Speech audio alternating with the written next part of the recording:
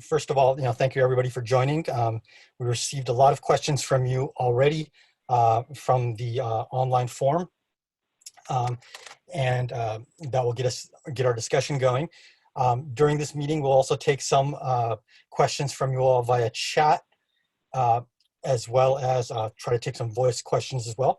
So if you do have any questions from within Zoom, at the bottom of your screen, there should be a chat option. You can send the chat question to if you want everyone to be able to see it. You can share it with everybody. If you want it to be private, you can direct it at Sister Sabia, who is one of the co-hosts. And we'll try to get to as many of your questions as we can, but as we mentioned, we've already received quite a bit, so we'll reserve some for future sessions. Also, just one more thing, I just wanted to just remind everybody that ISOC is doing a lot of work right now, still trying to provide services during this time, and we do have some ongoing expenses. So encourage everyone to still give generously at donate.isfcmasjid.org. So at this point in time, we will hand it over to Dr. Siddiqi and let it go from there. Dr. Siddiqi and Sister Sabia, why don't you go ahead and start asking the first question? Yes, Assalamu alaikum, Dr. Siddiqi. Alaikum assalam wa rahmatullahi wa barakatuh. Thank you for joining us this evening, and thank you to our participants who is also joining. So, Dr. Siddiqi, if we may begin with, can you explain a little bit about what is fiqh? What is this word that is so important in our lives as Muslims?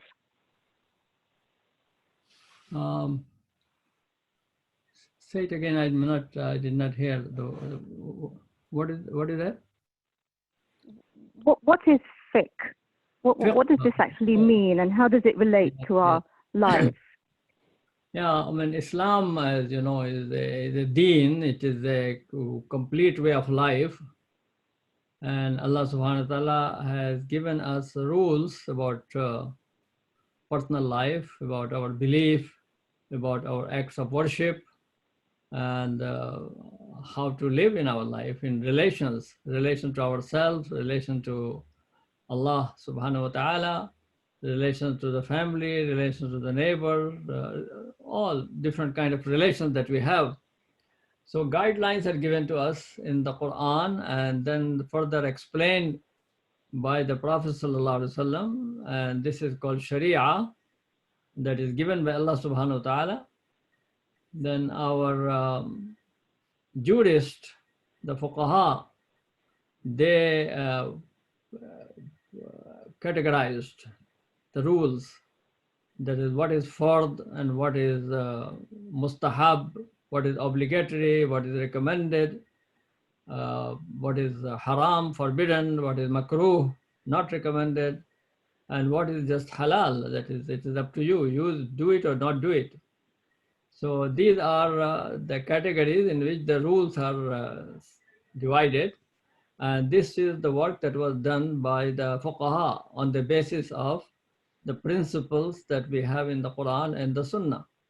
So fiqh is the development of understanding the Quran and Sunnah and how to apply it in our life. The word fiqh literally means understanding. And this understanding is done by our jurists. Actually, it is coming from some of the rules were laid down by the Prophet himself, and then after that, Sahaba, Rizwanullahi alayhim ajma'in, how they lived their life. And then further elaborations came by our jurists, such as Imam Abu Hanifa, Imam Malik, Imam Shafi'i, Imam Ahmad ibn Hanbal, and a number of others. And so that's how fiqh developed. And so we have various madhahib, schools of fiqh that Muslims are following. Some are Hanafis, they follow the fiqh of Imam Abu Hanifa and his school. Some of them follow the fiqh of Imam Shafi'i and his school, and some follow the fiqh of Imam Malik and Imam Ahmad ibn Hanbal. And there are some who do not limit themselves to any one of them, but they say that they follow the Quran and the Sunnah, and they call themselves as Ahlul Hadith, or Salafis, those who follow the Salaf, that means the elders of the community. Thank you. Dr. Siddiqui, in light of the current situation, those who are working in the healthcare are asking, do they need to fast this Ramadan, especially if they themselves have some kind of health issue, if they are doctors working in hospitals, nurses, healthcare providers, in order to keep their own immune system strong? Should they forego fasting this Ramadan? Allah subhanahu wa ta'ala says in the Quran, فَمَنْ شَهِدَ مِنْكُمُ الشَّهْرَ فَلْيَصُمْ. Whosoever witnessed the month of Ramadan should fast, must fast. فَلْيَصُمْ. This is the command of Allah. And then Allah subhanahu wa ta'ala says, فَمَنْ كَانَ مِنْكُمْ مَرِيضًا أَوْ عَلَى سَفَرٍ فَعِدَّةٌ مِّنْ أَيَّامٍ أُخَرٍ.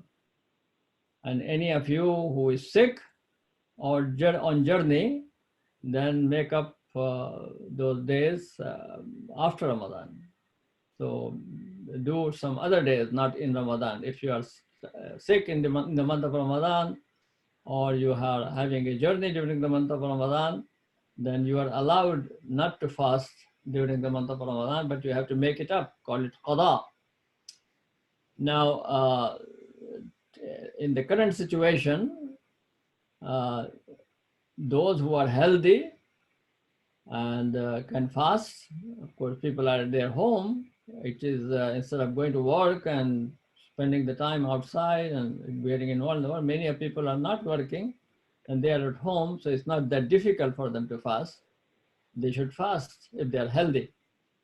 But if they are under hardship or sickness, or not too many people are traveling now, so in the hardship or sickness, then they are allowed not to fast, but they have to make it up later. Now, the hardship case is especially for those who are in the risk category.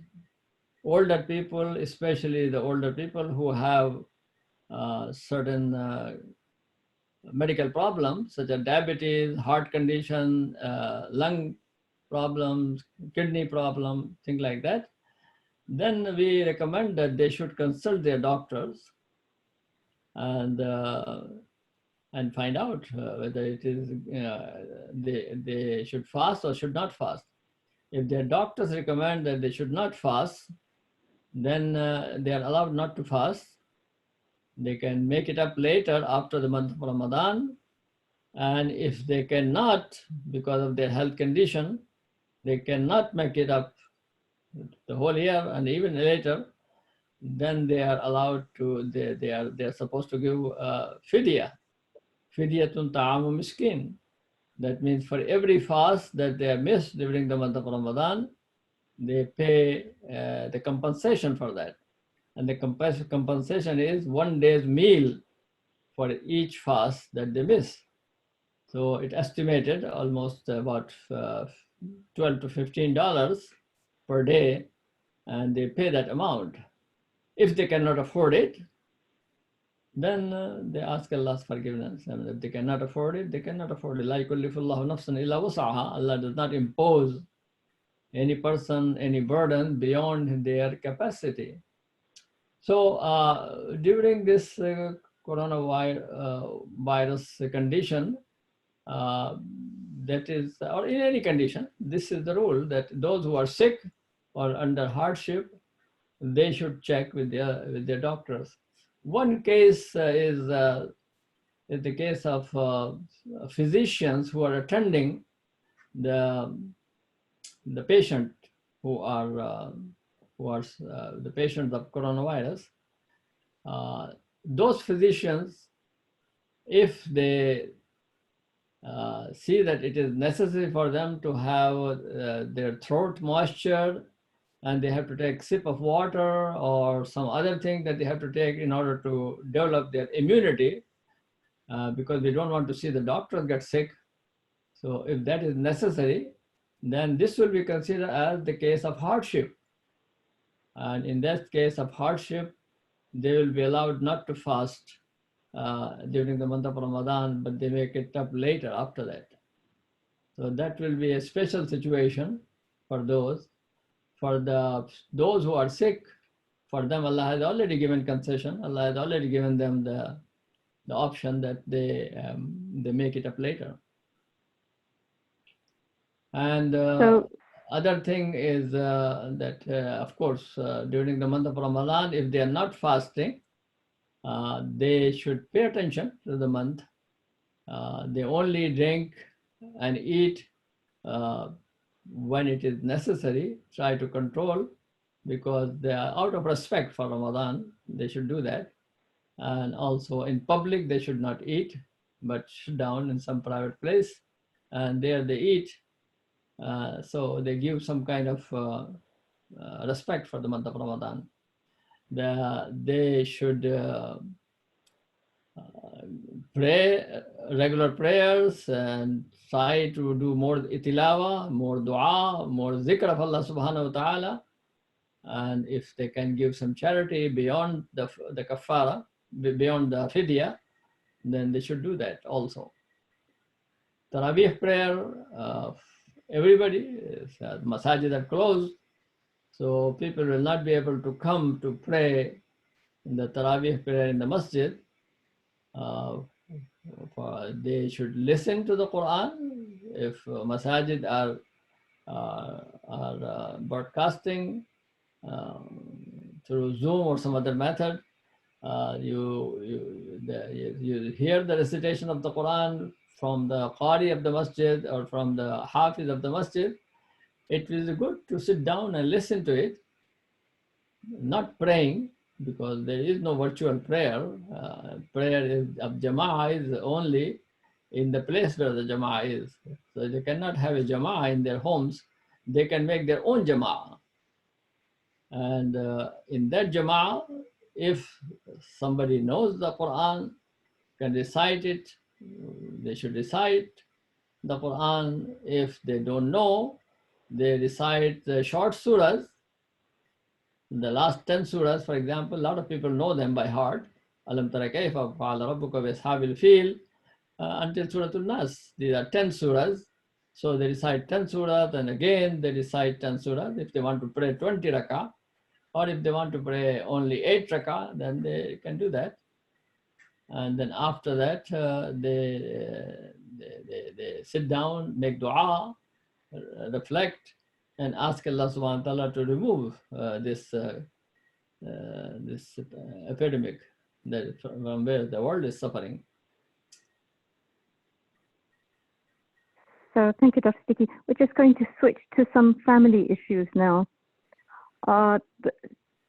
What do families do who are arguing at this time or any time? They're in a fight, they're refusing to speak to each other for long periods of time. What should other family members do to reconcile between relatives that are fighting? This is very important, that if something like that is happening, it is the responsibility of the other family members to reconcile, to understand, listen to both sides. As Allah subhanahu wa ta'ala says in the Quran, that if husband and wife have problem, فَبَعْثُوا حَكَمًا مِنْ أَهْلِهِ وَحَكَمًا مِنْ أَهْلِهَا, let someone from her side and someone from his side come, and they talk, and then after that they try to make reconciliation. And if they do that, Allah subhanahu wa ta'ala will bless them. So sulh, the reconciliation, bringing peace and harmony, this is the responsibility of the family members, and they should do that. They should not neglect them to their own. If they themselves cannot solve their problem and they see that the couple need to see a professional counselor, they should seek the help of the professional counselors. The people in dispute, they should go. It is their responsibility also to go and see how they can resolve the problem. So depending the nature of the problem, That is, and everything can be solved if they have the will to do that. The solution can be done, and it is the responsibility of the people in dispute. They should not prolong their dispute. Try to solve it as soon as possible, and other people should help them. That is important. However, if it does not work out, then we should try to avoid that. But there is the last resort is going to the court and get the decision made there. Allahu alam. But this is should be the last resort. There should not be violence in the family, and they should absolutely avoid that. That is, the domestic violence is a big problem. Not only in Muslim families, in all families, it's happening today. So that is something that must be avoided. It's a crime, and they can end up in jail, and they may lose their children who are there in the family. So that Muslims should avoid that, absolutely. No family violence. Okay. Dr. Siddiqi, one of our listeners wants to know, what is the status of creating a prenup in Islam? Is it allowed? And specifically, can the husband state that the wife must share expenses equally in the prenup? Prenup is good. Prenup is that both sides agreeing to certain conditions, certain rules, and they should follow that. If the wife is making money and she spent time outside the home, 8 hours work she's doing, or whatever amount of work she's doing, then she should contribute something, depending on how much she is making and how much he is making. It is possible that she is making more than him, or he is making more than her, so whatever. It is, of course, the primary responsibility in the expenses is that the husband is supposed to provide for the wife, and the wife is takes care of the home, takes care of the children. But she is not just at home, she is outside working. So it is reasonable. Islam is the religion of balance, equity. Then she should be contributing something to the family expense. Unless husband says that, no, whatever you earn, this will be yours, and you can spend on yourself or your family, or keep it.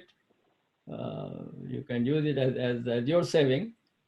Then of course that's okay.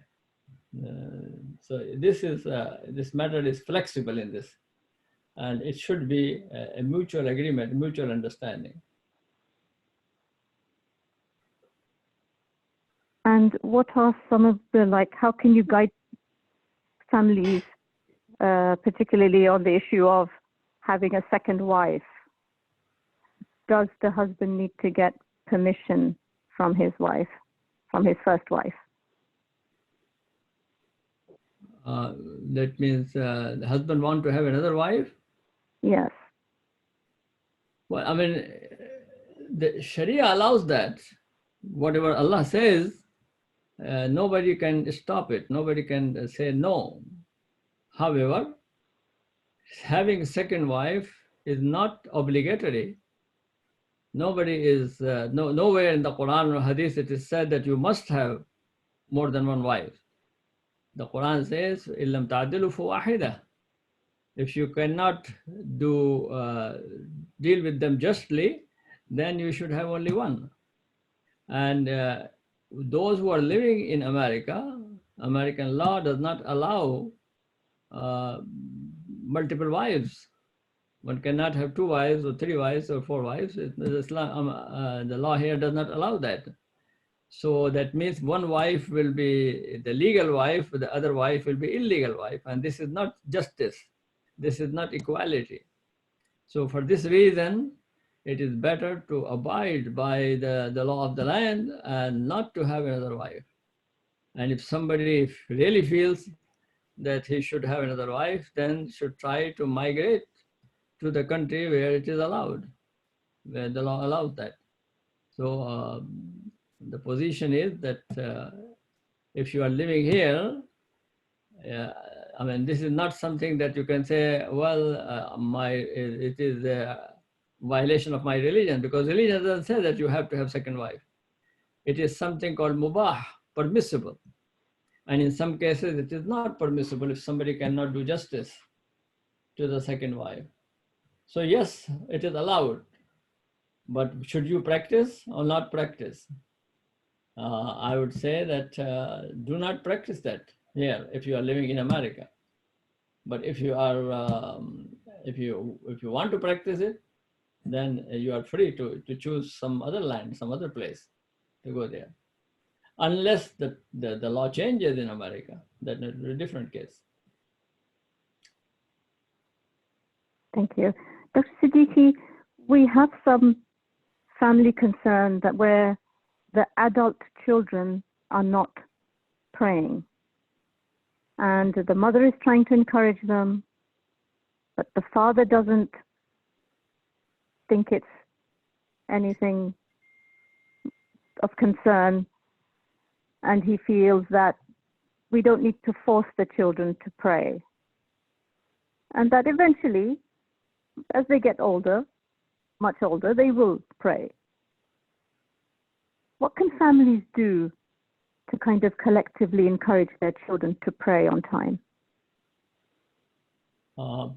Parents are the role model. They should pray. And if the children see them from the very early age, that when the time of prayer comes, the parent pray, and they come and they join them. They love it to be with their parent at the time of prayer. And so it is something that should be done from the very early age. You know, when a child is born in the Muslim family, they give azan in the ear of the child. And it's not that they're calling the child to come and pray. They are simply putting this so in a kind of symbolic way that the child is born in the family of prayer. In Islam, there is no baptism, but in Islam, there is azan. And this is the indication that this is the family of prayer. So pray in your homes. The Prophet ﷺ said, don't make your homes like graveyard, but some prayers you should do at home. And children should see that and ask them to join from the very early age. Sometimes children come, they are 4-year-old, 5-year-old. They come and they might be simply playing, and they might be simply imitating, but this is good. And when they are 7-year-old, then they should be encouraged to pray. And when they become 10-year-old, then you insist on them that they should pray and remind them and tell them, come and pray. Now, if you neglect all these and then they are 15-year-old, 16-year-old, and then you tell them that come and pray or go and pray, as very often parents themselves don't do, but they just tell their children, go and pray. And then you will see that they are not used to it, they did not see very much, so they will try to avoid that. They will run away.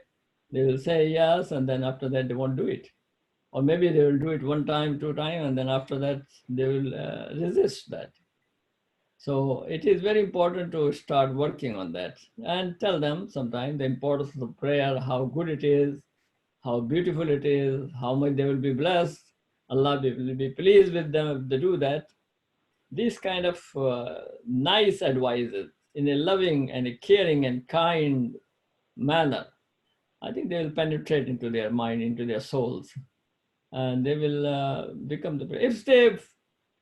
Even if they pray and then sometimes they neglect the prayer, and don't become too angry and start shouting and scolding and doing all of this kind of, no. I mean, there has to be a loving way of doing it. Hikmah. Ud'u ila sabili rabbika bil hikmah wal mu'izatil hasana. So wisdom and kind and beautiful preaching, that is, you start from home. Same thing if the spouses are negligent in prayer, the other spouse remind. If husband doesn't do it, then wife can remind. If the wife doesn't do it, husband can remind. So you should remind each other. And then also pray to Allah subhanahu wa ta'ala, رَبَّنَا هَبْ لَنَا مِنْ أَزْوَاجِنَا وَذُرِّيَّاتِنَا قُرَّةَ أَعْيُنٍ وَاجْعَلْنَا لِلْمُتَّقِينَ إِمَامًا. Lord, grant us from our spouses and from our children the happiness of our eyes, and make us the imam, the role model for the righteous. You know, in the Quran, wherever Allah subhanahu wa ta'ala has said that the children should do something, or there is dua of the parent for their children, first is the dua for themselves. Ibrahim alayhi salam says, Rabbi ja'alni muqim as-salah wa min zurriyati. First he said, make me the one who pray, and then also make my children to pray. Yeah. So that is the way the Quran says. Luqman gave to nasiha to his child. He said, Ya bunayya aqim as-salah wa'mur bil ma'ruf wa nahy 'anil munkar wasbir 'ala ma asabak. Inna dhalika min 'azmi al-umur. Oh my dear son, pray. So that is the command that is given there, as well as the dua from Allah subhanahu wa ta'ala, that to Allah subhanahu wa ta'ala, that make our children those who observe the prayer. And if parents do that diligently, nicely, with sincerity, with devotion, with love and care, and children start praying, then a lot of reward for the parent. Because these are the children, when they pray, then after that they will raise their hands and ask Allah subhanahu wa ta'ala, Baghfirli wa liwalidayya. Oh Allah, forgive me, forgive my parents. So children will pray for their parents. And this is the sadaqah, ajariyah. The Prophet ﷺ said, إِذَا مَاتَ ابْنُ Adam, when a human being dies, his action come to an end, except three things: the charity from people benefit, and then ilm, the knowledge that he leaves and people benefit from that knowledge, and the third is waladun salihun yad'u lah, a righteous child who prays for the parent. So that is the beautiful way of doing it. That is, you yourself pray and remind your children, so the children become observe the prayers. Dr. Siddiqui, thank you. Staying on the topic now of our youth, what advice can we give to our sons, especially the boys, young boys who want to wear earrings or other pieces of jewelry, or perhaps they just want to clean their eyebrows a little bit, as this is getting more common? What advice can we give to the boys? Yeah, this is something on which we have to work. And our children growing up in a culture where nobody can say anything and people just do whatever they want to do, we have to remind them that there is an Islamic culture, there is an Islamic way of life, Islamic way of appearance, Islamic way of dress. Yes, there is no special dress in Islam, but and the general rule is that male should look male and female should look female. Allah's curse is upon those men who try to imitate women, and Allah's curse is on those women who try to imitate men. So in a general framework, one should do that. If other people are doing, the people of other faiths and other, no faith, if they do something, doesn't mean that we have to follow that and we have to imitate that. We should not imitate everything, but rather whatever is allowed to imitate, whatever is allowed to do, you can do that. But Allah and His Prophet told us that there is the male appearance and there is the female appearance. So Islam says that men should have beard and men should wear manly clothes, and women have hijab, and they should have their clothes accordingly. They can wear gold and jewelry, they can have all these things, but men should not wear the gold and jewelry.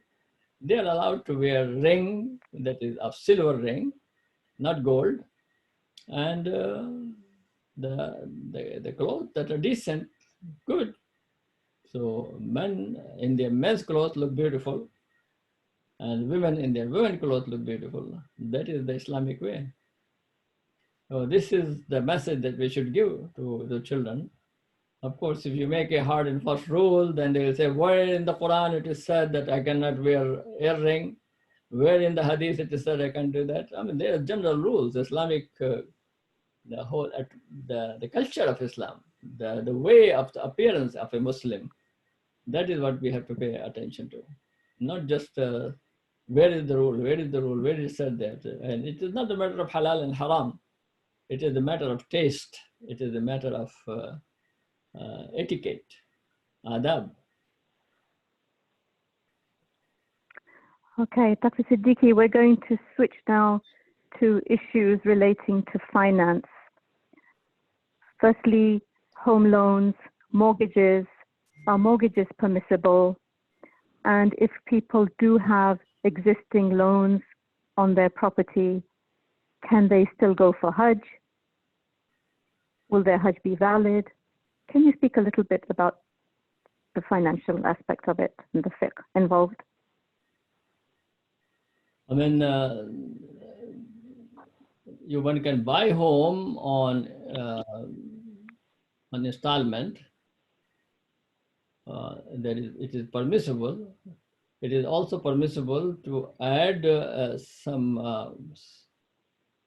money because of the delay in payment. This is called al-ba' bil-ajal. Suppose something is a house is for $300,000 and one is not paying $300,000 to the seller. You can say that I'll give you this amount in 10 years. And the seller say, well, in that case, the price will be not 300,000, it will be 350,000 or 300 or 400,000.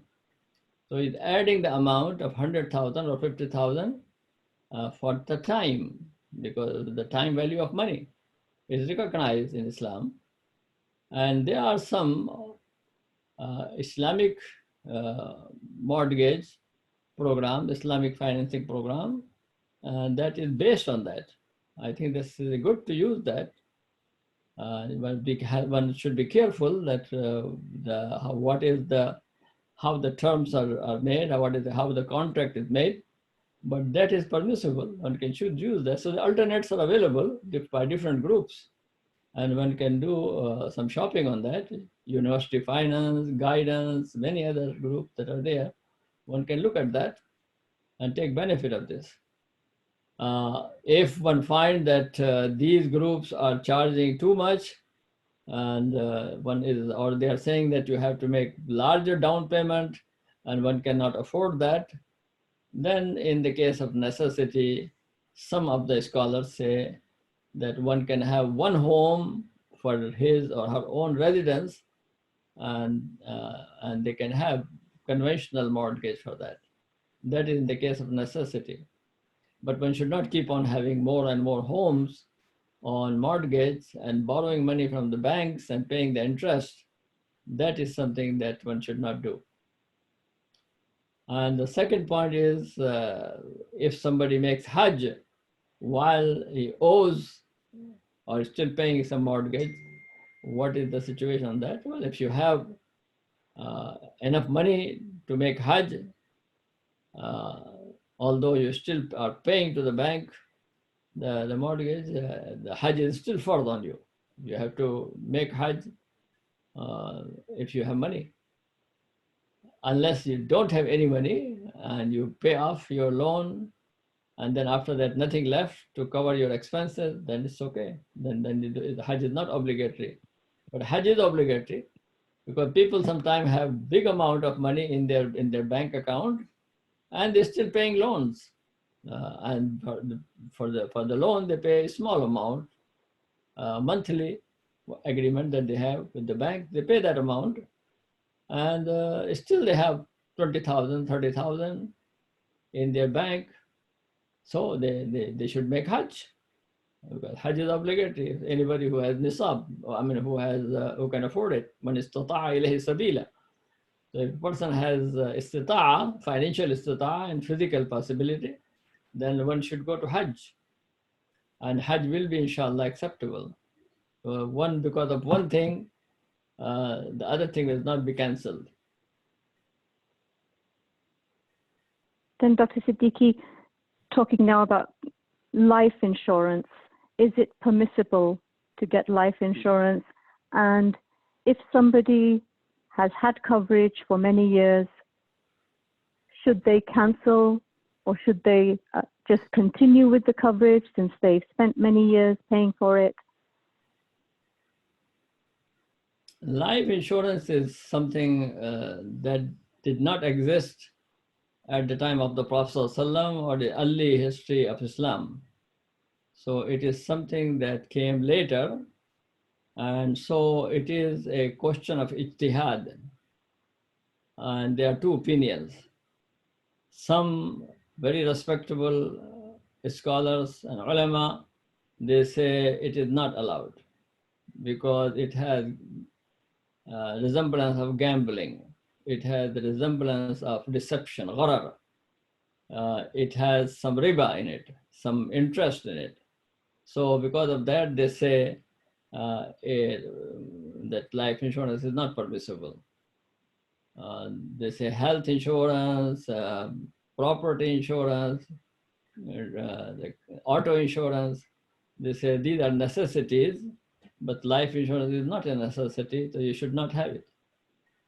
But the other very prominent scholars and very respectable scholars, very knowledgeable, such as Mustafa Zarqa and others, they said that no, it is you should avoid the riba.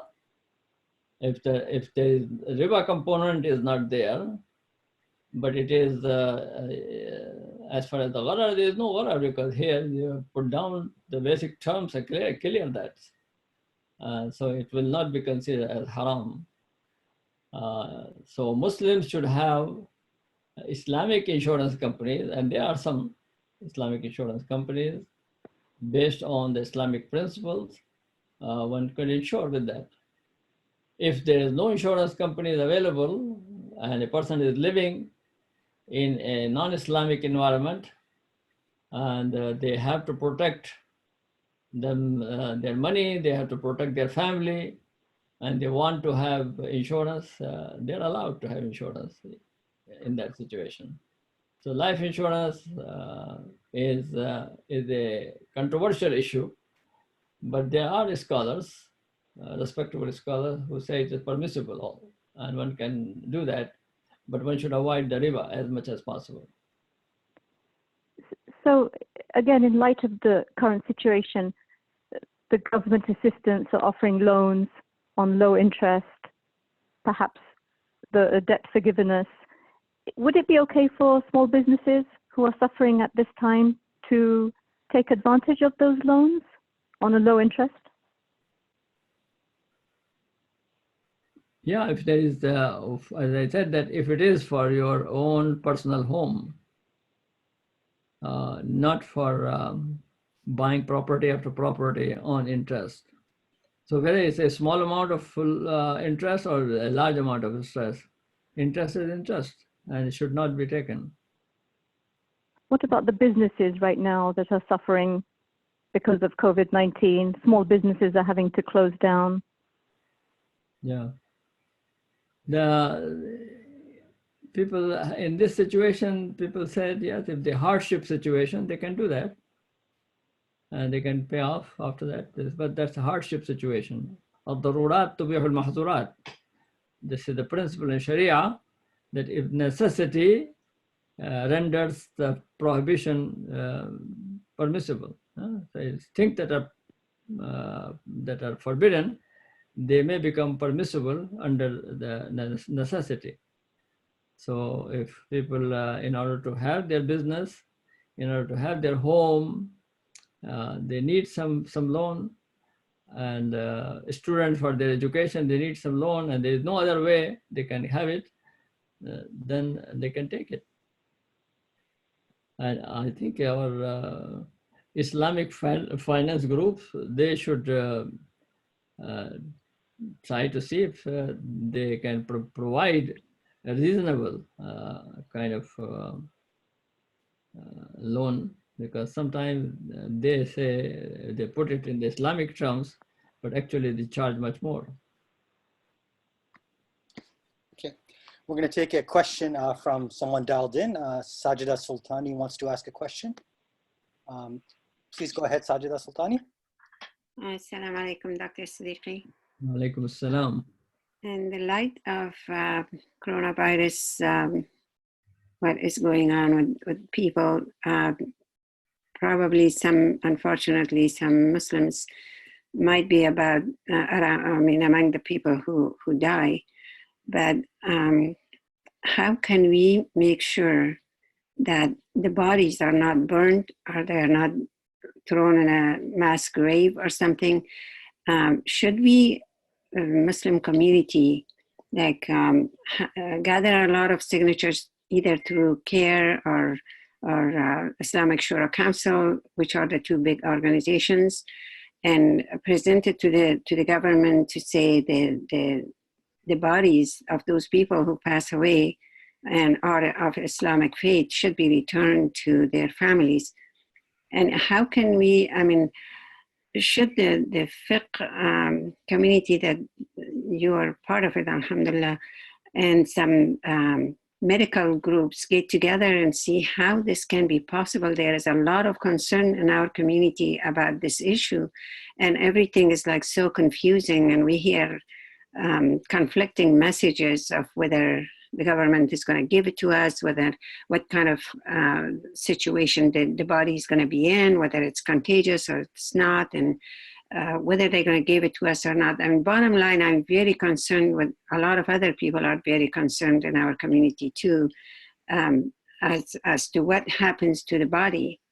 If the body is burned, is that something we can accept, or should we just get together and like put some kind of petition on, or what is your advice?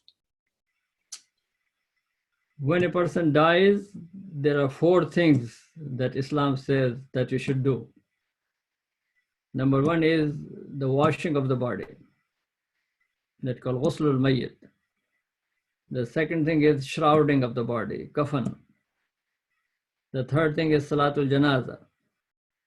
And the 4th thing is the burial. And in the case of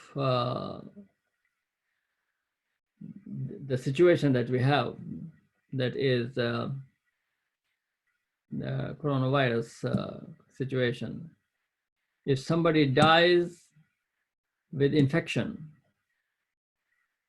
then one has to see what are the rules, what are the laws in that. The laws probably will not allow washing of the body. If the washing of the body is not allowed, you can do tayammum. If the body is really has to be covered and nobody can touch it, and they put them in the body bags, as I saw in one of the videos that somebody sent me, it's very something that frightening, because there are hundreds of bodies in body bags in New York, and there was a big truck there standing and taking these bodies in a truck. So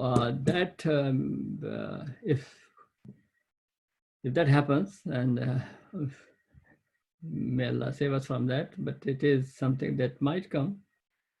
And so there is no possibility of washing, no tayammum, with the body in the bag. You cannot do anything, then there's no, then there will be no requirement there, because you cannot do it. then in that case, you try to see if you can have the body available for burial. If the body is available for burial, then have Salatul Janazah. And of course, the cemeteries do not allow too many people. Maximum 10 people they allow, or sometimes even less than that. Then whosoever is there, pray Janazah. They can pray Janazah and cemetery. And the rest of the people do Salatul Ghaib. Salatul Ghaib is permissible according to Imam Shafi'i and Imam Ahmad ibn Hanbal. It is permissible. That means they don't have the body in front of them, but they pray in their homes. Even one person can pray.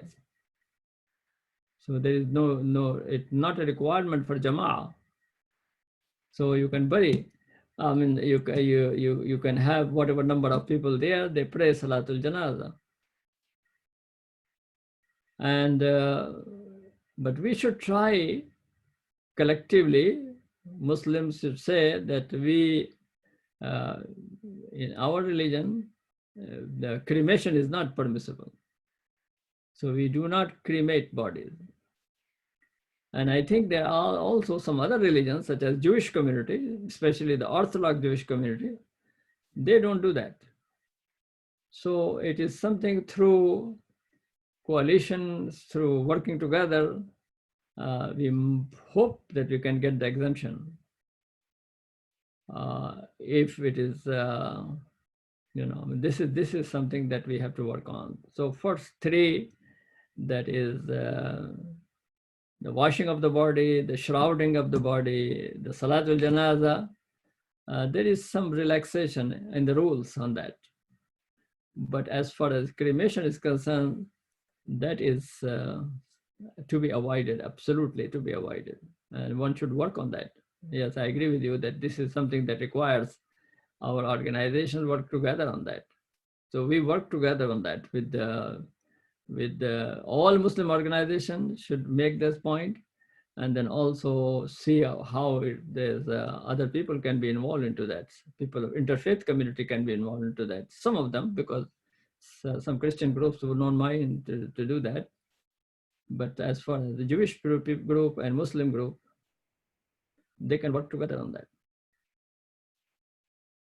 Dr. Siddiqui, is it permissible for women to visit the cemeteries, to visit the graves of their loved ones?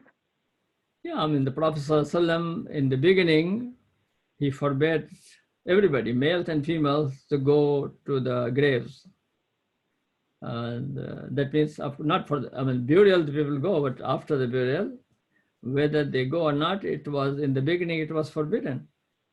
But then the Prophet ﷺ said, I forbade you, in one of the hadiths, كُنْتُ نَهَيْتُكُمْ عَنْ زِيَارَةِ الْقُبُورِ أَلَا فَزُورُوهَا. I forbade you visiting the graves, but go ahead and visit them, because they will remind you of your akhirah. Now, the Prophet ﷺ did not say only for men that you should do that, men and women both. So women can go if there is safety for them. They should go with the proper dress, covering themselves properly. And the visiting of the grave does not mean that you go and spend a lot of time there. Sit down and cry and weep and do all these things, bewailing. No. You simply go and say, Assalamu alaikum ya ahl al-qubur, antum salafuna wa nahnu khalaf, ghafarallahu lana wa lakum. Peace be unto you, O the people of the graves. You are, you went ahead of us and we will follow you. May Allah forgive you and forgive us. And then leave. Spending too much time, and then especially going with, reading the Quran, sitting on the grave, or bringing flowers and candles and all those things. These are bid'ah. These are things that are not allowed. But simple visit is okay. And it should, that she should go with some males, mahram people or husband should go with the people, because it is not good to visit just by themselves. I mean, if it is safe for them, they can, but it is better that they should go. with some other people, or several women can go together. They can do that. So I don't see any prohibition. Because, I mean, some people in some countries prohibit them completely, but there is no absolute prohibition for women. They are discouraged, but they are not forbidden. Okay, Dr. Siddiqui, we're going to switch now to the topic of dreams. What is the ruling on the interpretation of dreams, and should we share our dreams with others?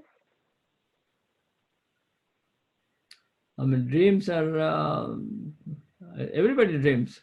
I mean, dreams are, there some are the nightmares.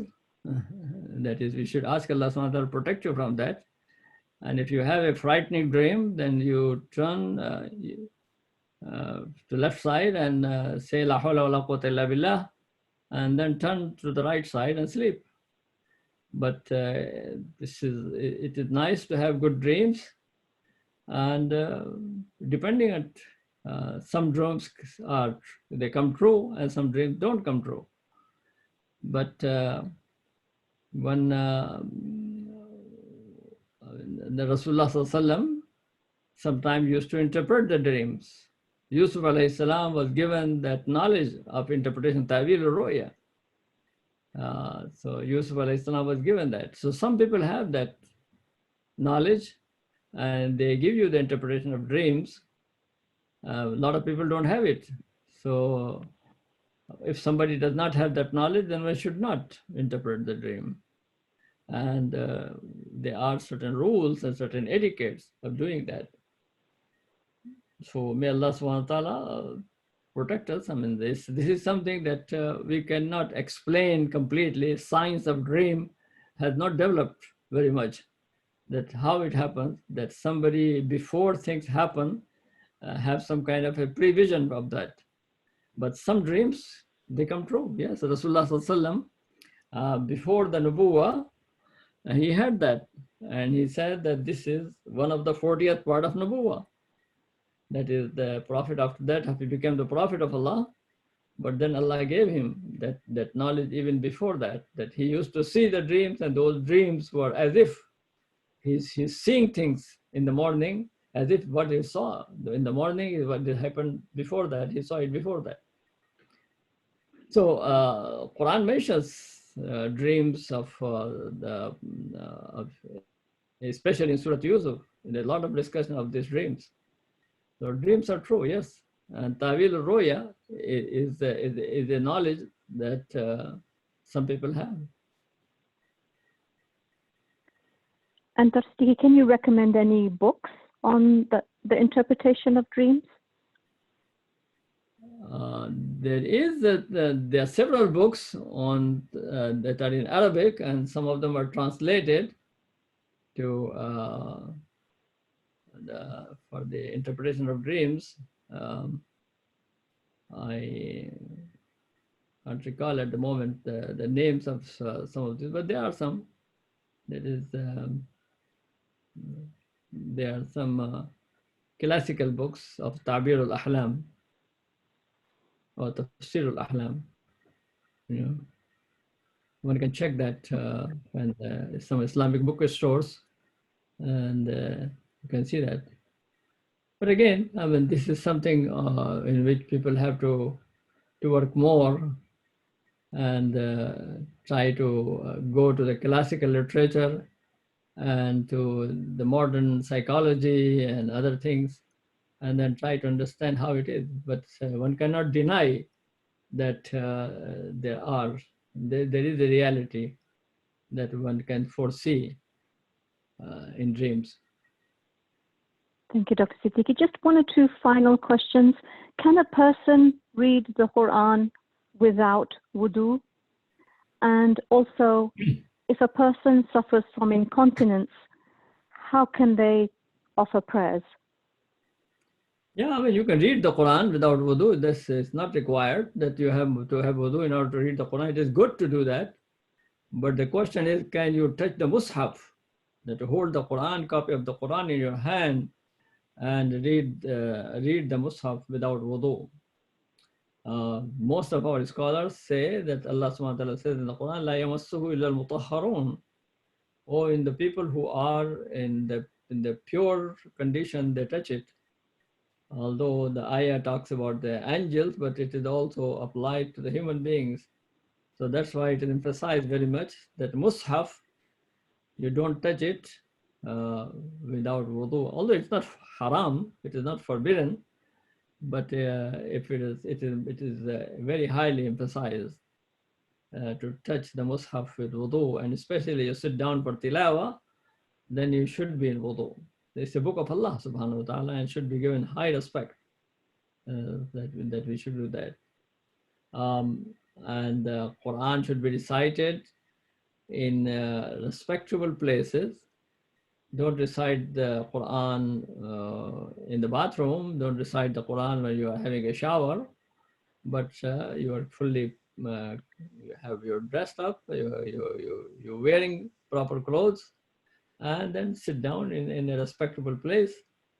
Some people even say that your face should be toward the Qibla, but that's not required. You can do that. You can do whatever way, you can sit down and do the tilawah with that. And with full attention, then it will bring the blessings of Allah subhanahu wa ta'ala. The people who have some sickness and some problem, such as the incontinence problem, in that situation, you can even pray without somebody make wudu, clean oneself, that is the privacy, cleans oneself, and then put on some kind of a diaper or something that so that it would not leak and the urine does not go out, and then pray. Even if the drops are coming out, still you can pray. It's called salasul bawl. That is the urine, the parts of the urine, a little is coming out. So if you have that, then one can pray. Similarly, if somebody has a problem of the wind passing and they cannot control that, they can pray also. But they have to make wudu for every prayer.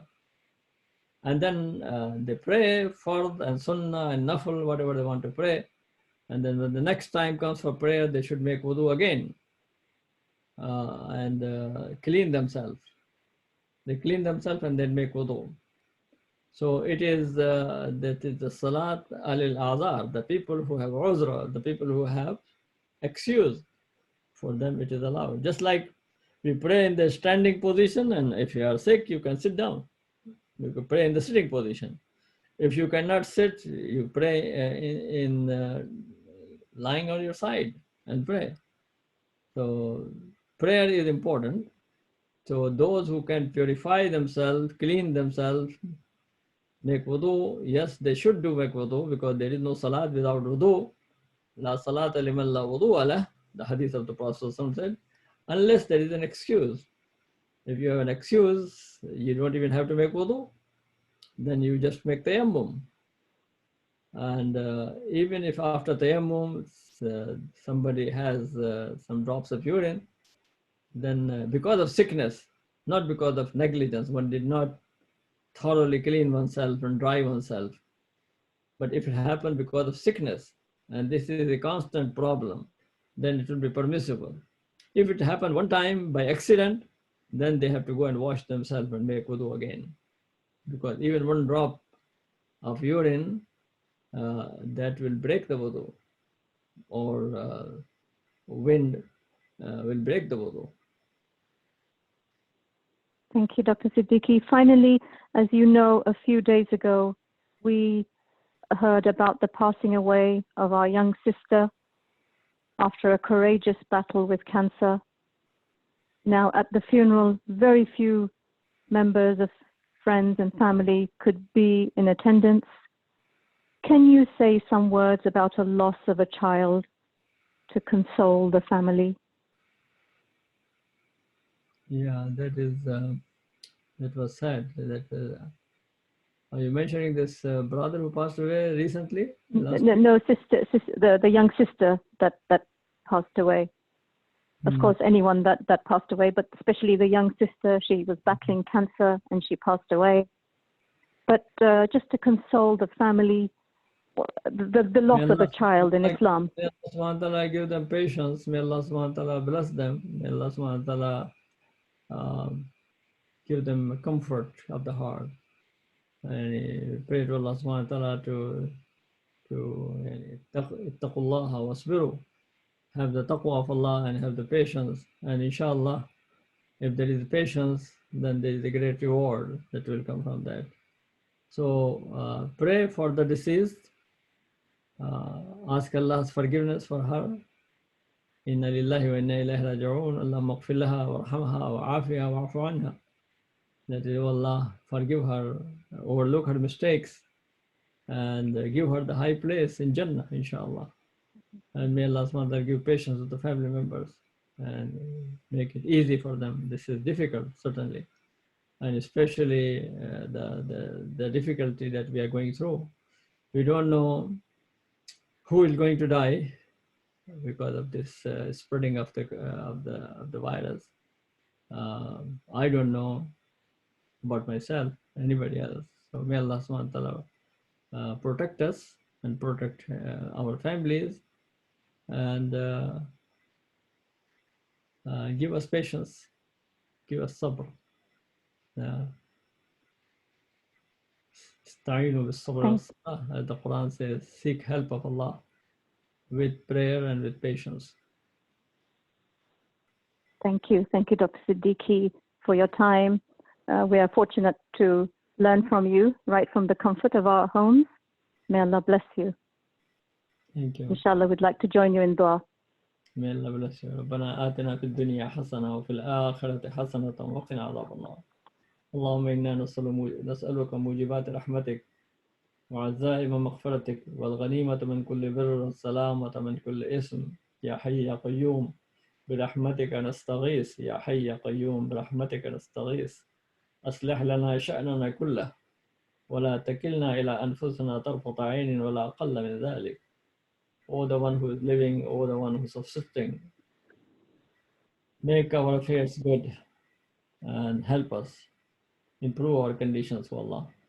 O Allah, do not leave us to our own soul, to our own efforts, even for the moment, for the twinkling of an eye. O Allah, be always with us and help us and support us and protect us and protect our families, protect our community, and protect and remove this affliction from the humanity. O Allah, remove this virus from the existence. And you are the one who has all the power. We don't have all the power. We are weak. Our scientists, our armies, our forces, none of them can defeat it. And it is spreading all over the world, and hundreds and thousands of people are dying. Oh Allah, have mercy on them. Have mercy on us. Ya Arhamar Rahimin Arhamna.